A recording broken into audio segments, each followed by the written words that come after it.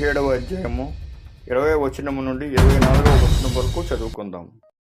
ఇష్మాయేలును గూర్చి నీవు చేసిన మనవి నేను వింటిని. ఇదిగో, నేను అతన్ని ఆశీర్వదించి అతనికి సంతానాభివృద్ధి కలుగజేసి అత్యధికముగా అతన్ని విస్తరింపజేసేదను.